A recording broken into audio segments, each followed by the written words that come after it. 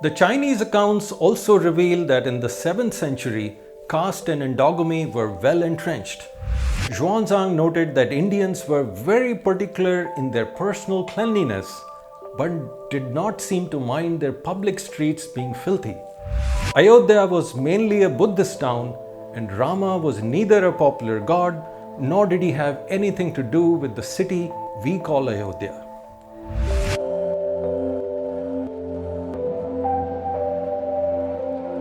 Hello and welcome to Indians. I'm Namit Arora.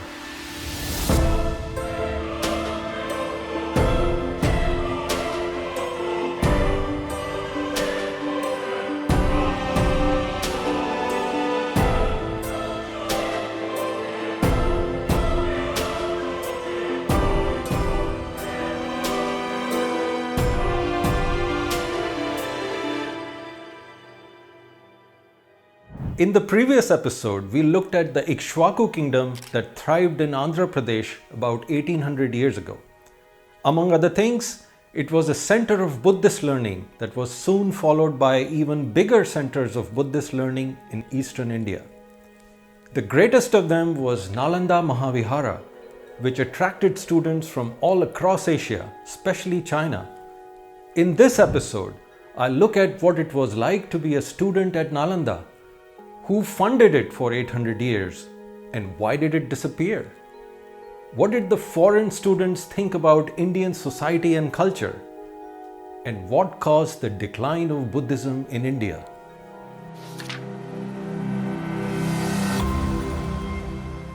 Nalanda was a Buddhist monastery established in the early 5th century during the Gupta Empire, whose kings were among its early patrons. The Gupta period was highly creative, with major accomplishments in literature, art, architecture, and science.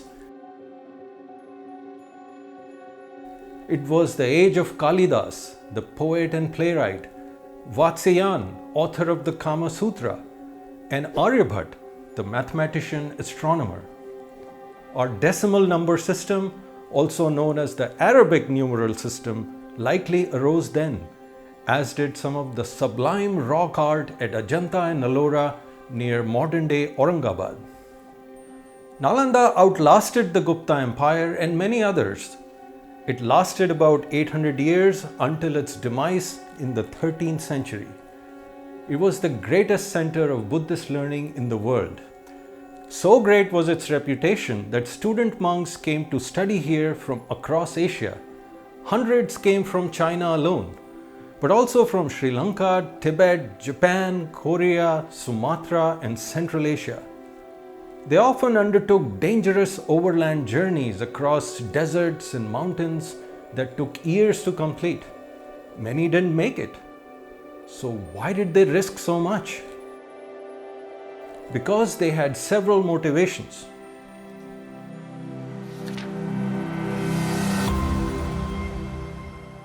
At least since Ashoka in the 3rd century BCE, Buddhism had been spreading across Asia. The Kushan Empire, which extended from Central Asia to North India, promoted it. Traders and missionaries took Buddhism to China over the Silk Road and the seas. Many Turks and Persians embraced it. In China, Buddhism initially found favor among the elites, but they lived far from its Indian roots. Poor translations of Buddhist scriptures did not satisfy them. Misunderstood and defamed by rivals, early Chinese Buddhists longed for authentic sources to guide their faith, institutions, and practices. So these monks traveled to the subcontinent to acquire Buddhist scriptures and texts, to learn from Indian masters, and to visit the sites associated with the Buddha. So in China, "Go West, young man" became a call to go to India. The travel accounts of 3 of these monks have survived: Faxian, Xuanzang, and Yijing. They've given us many quirky and telling details of social and academic life in India between the 5th and 7th centuries.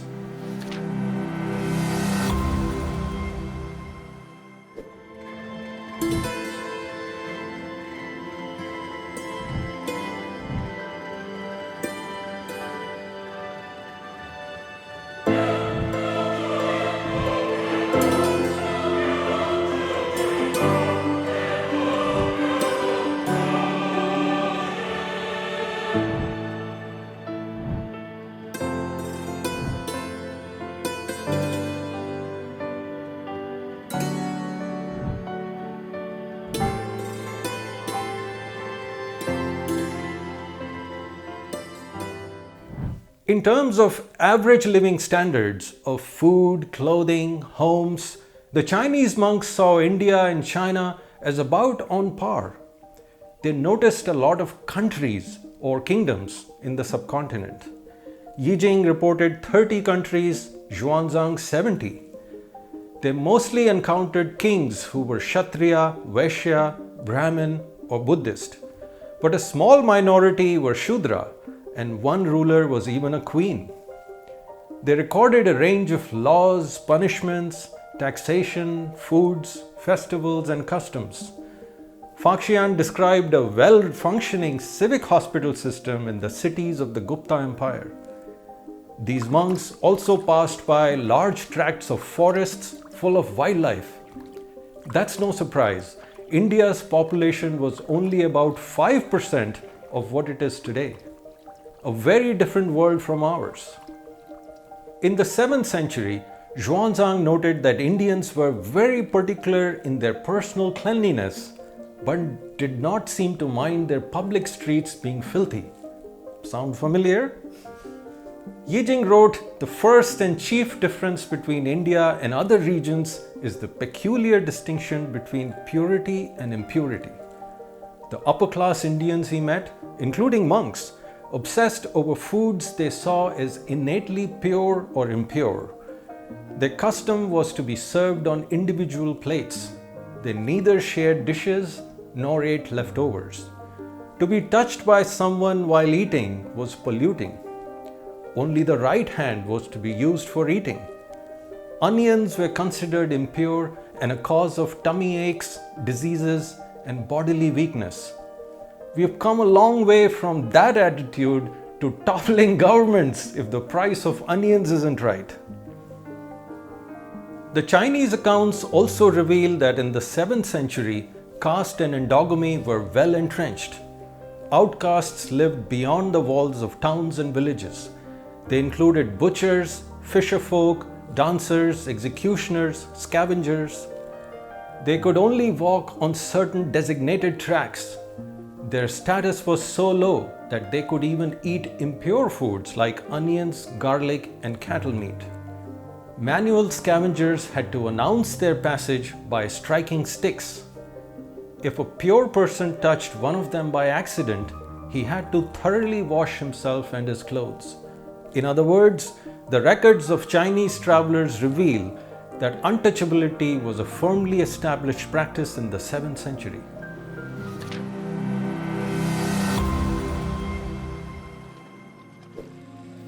Xuanzang saw a river festival in Prayag similar to the Kumbh Mela.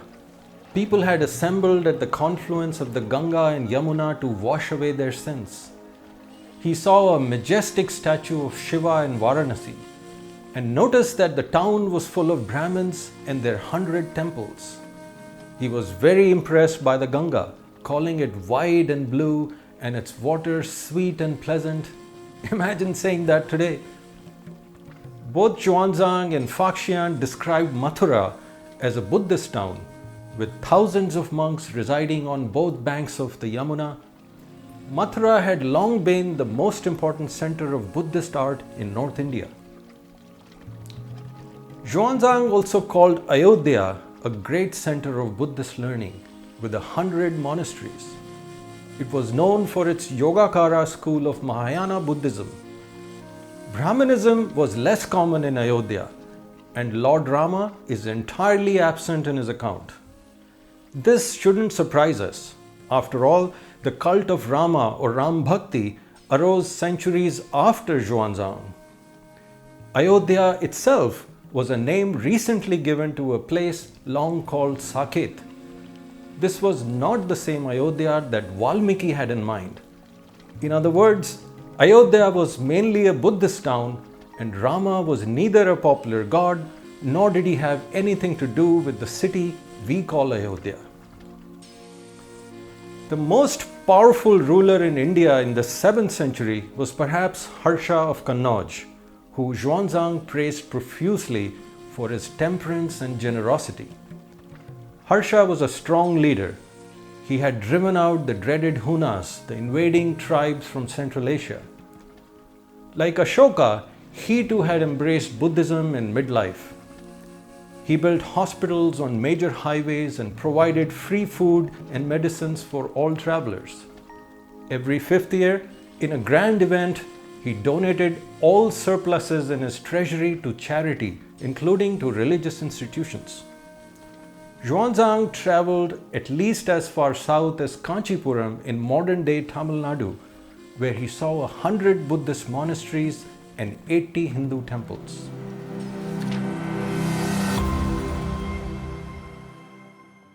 Yijing studied Ayurveda but was not too impressed. He judged Chinese medicine better than India's. Historians of science tell us that by then, Ayurveda had been stagnating for centuries. The origins of Ayurveda go back to the ascetic and Shramana communities of the early first millennium BCE. It had once made great strides, especially in surgery using rational empirical methods. But this began changing with the growing embrace of purity and pollution in the late first millennium BCE. Many upper caste healers or Vaidyas who dominated formal medical education cut back on working with the unclean body and its fluids. The Manusmriti even lowered the ritual status of physicians who came in contact with sick bodies. This attitude only deepened as Brahmanism spread in the subcontinent. It stalled Indian medical science. Without hands-on experiments, unscientific ideas and practices based on bodily humors or doshas began rising in Ayurveda, where they stubbornly remain to this day.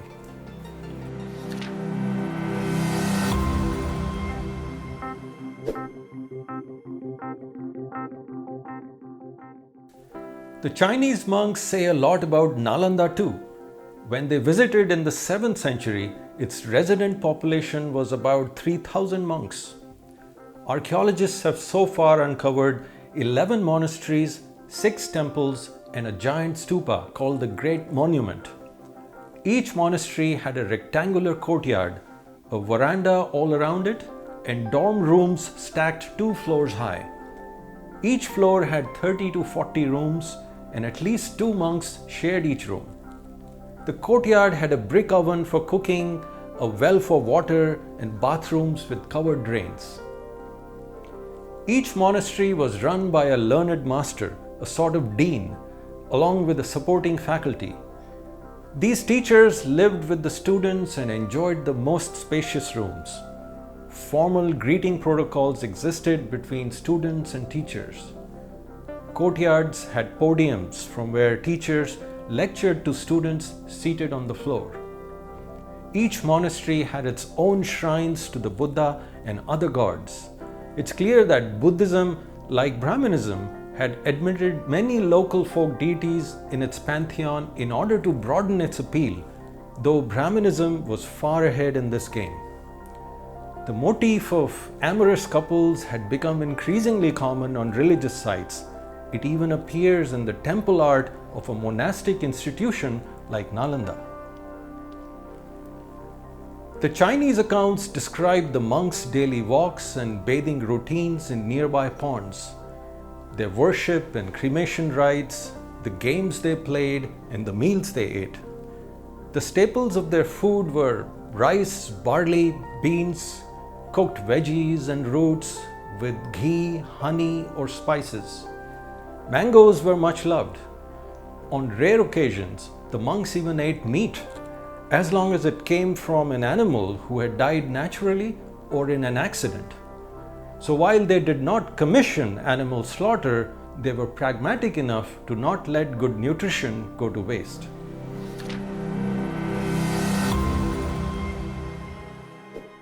All candidates at Nalanda had to be at least 20 years old and pass a qualifying oral exam. Only the best got in. Nuns were admitted too, but not much is known about their lives. All students studied grammar, logic, philosophy, theology, astronomy, and medicine. They studied 2 schools of Mahayana, 18 schools of Theravada, and after the 7th century, several schools of Vajrayana, a Tantra-inflected form of Mahayana that lives on in Tibet. Their curriculum lacked politics, maths, and physics. The main science they studied was medicine, which combined aspects of botany, zoology, and chemistry in the service of a practical end, curing and sustaining the human body. According to Xuanzang, the day is not sufficient for asking and answering profound questions. From morning till night, they engage in discussion. The old and the young mutually help each other. Many of the teachers were rockstar thinkers and philosophers, such as Dignaga, Dharmakirti, Shantideva. They investigated questions that resonate even today. How does the structure of language impact our understanding of the world? Does language correspond to an objective, mind-independent reality? On what grounds can we establish the truth? Their framework was largely atheistic, and they vigorously debated each other as well as non-Buddhists. According to the Chinese monks, the Buddhists invariably won all the philosophical debates held around the country, handily beating Brahmins, Jains, and others. We can't rule out bias in their reporting, but their claim was correct in at least one grand debate that was organized by Emperor Harsha in the 7th century. From other sources, we know that the Buddhists won at this event, and Xuanzang was one of their star performers.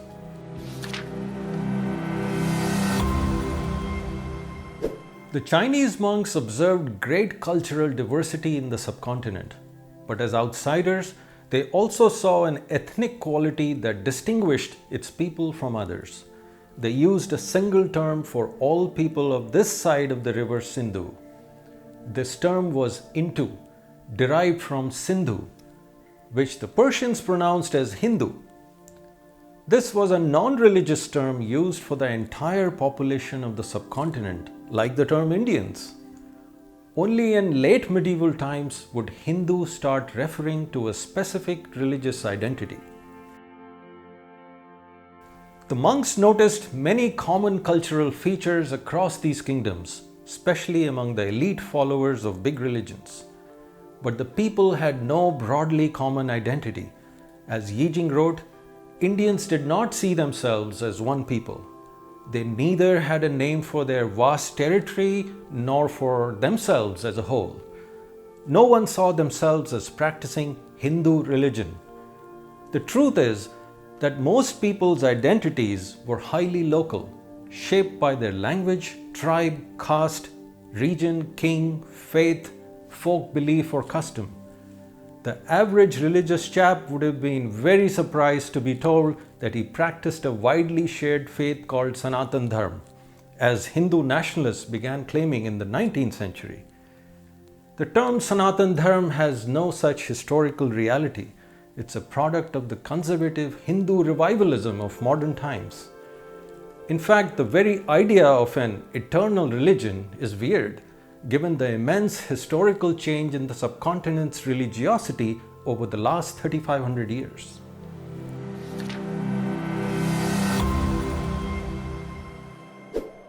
Is it correct to call Nalanda a university? Yes and no. Yes, because it was a community of teachers and scholars striving to advance knowledge. No, because it admitted only Buddhist monks committed to celibacy who came to stay for life rather than graduate with degrees and return to public life. But with this caveat, we could call it the earliest university in the world. In fact, Eastern India sprang up many other well-regarded institutions like Nalanda, for instance at Udandapura, Vikramashila, and Somapura. They all collaborated but were also rivals for prestige and funding.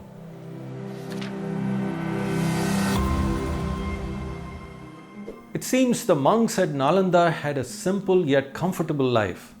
But who paid for all their food, the buildings, the artwork? Mostly the royals and wealthy merchants.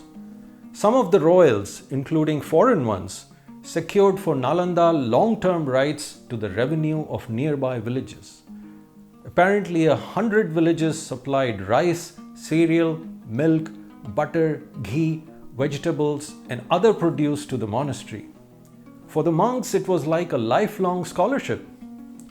But while this secured their livelihood, it also had major downsides and contributed to the decline of Buddhism in India.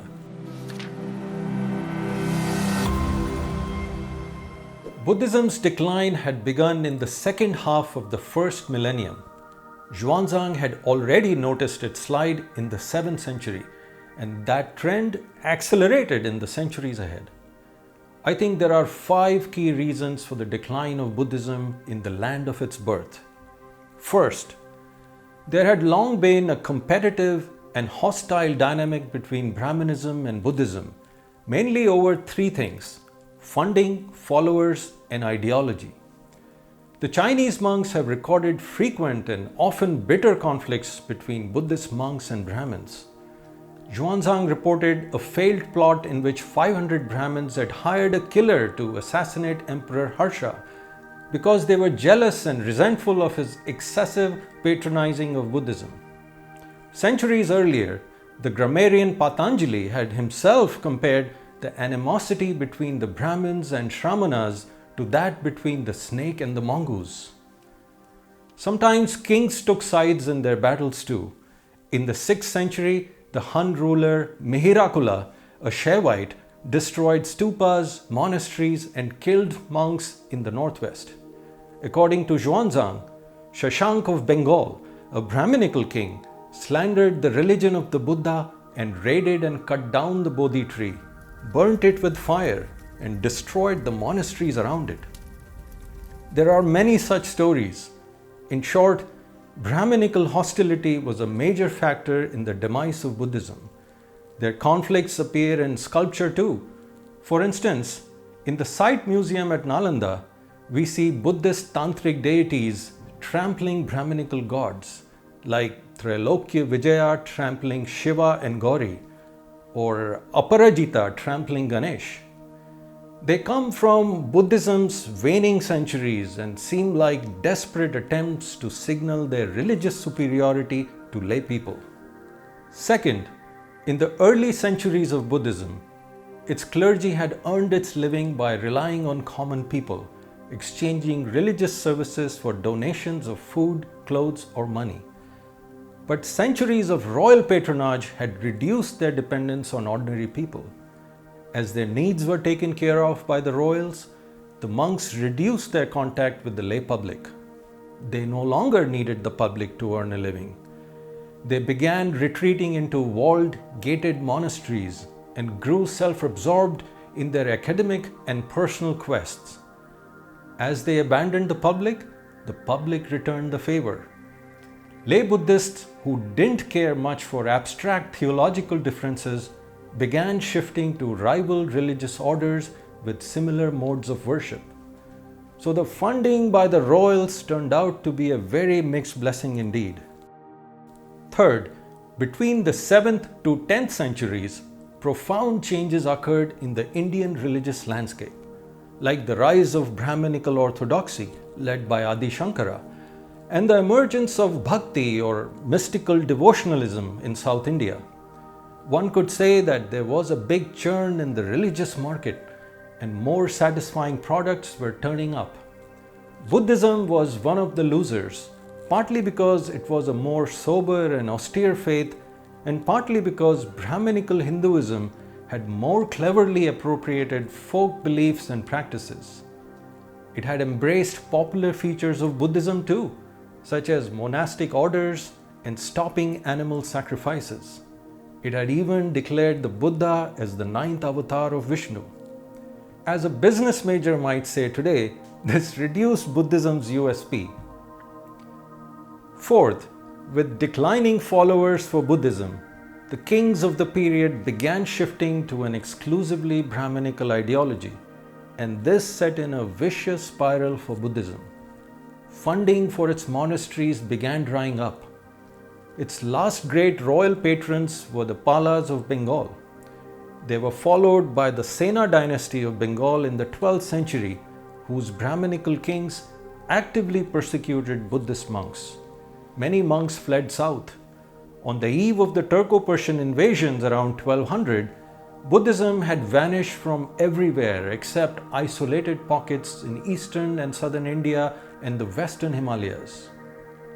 And fifth, with Indian Buddhism already on life support by the late 12th century, the final blow was delivered by the Turks, who finished off its last few barely functioning monasteries. But even this was not as black and white or as dramatic as many think it is. The popular belief that Nalanda was destroyed by the invader Bhaktiar Khilji is not supported by historical evidence.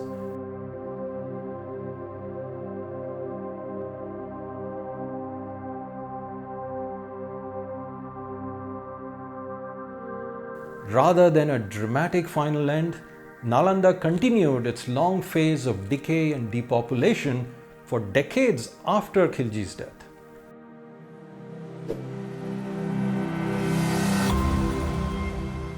So the decline of Buddhism had many causes, although both British colonizers and Hindu nationalists, for their own convenient reasons, blamed it on Turco-Persian invasions, which was in fact a minor cause. As Buddhism dwindled over time, its sites were either abandoned, destroyed, or converted mostly into Brahminical sites and a minority into Islamic sites. Even the Mahabodhi temple in Bodh Gaya was turned into a Shiva temple. Buddhist texts and artifacts were wiped out. Except in the western Himalayas, Buddhism practically vanished from India and its public memory. By the early colonial period, Indians knew nothing of Ashoka or his edicts or the Sanchi Stupa. It's hard to believe, but Indians even forgot that a man called the Buddha, the founder of a major world religion, had ever existed in their past. It's often said that ancient Indians were not interested in history, that their accounts of the past are inseparable from myth. Such accounts are indeed common, but they are not the whole story. Pali chronicles from Sri Lanka suggest that Indian Buddhists had a much stronger tradition of writing history than the Brahmins. So the loss of Buddhism was a major setback for Indian self-knowledge. And when Buddhism disappeared from India, its texts disappeared with it, leaving a deep Brahminical bias in the surviving records. It was only in the 19th century that Indians rediscovered Nalanda and their Buddhist heritage through archaeology, texts that survived in foreign lands, the accounts of these Chinese monks, and other sources. But Buddhism wasn't the only casualty of the new political religious churning in the latter half of the first millennium. Other profound changes were also happening. In the next episode, I'll take you to a very different setting in central India, the amazing temple town of Khajuraho, and a major historical site where Indians happily combined erotica with religion. See you next time.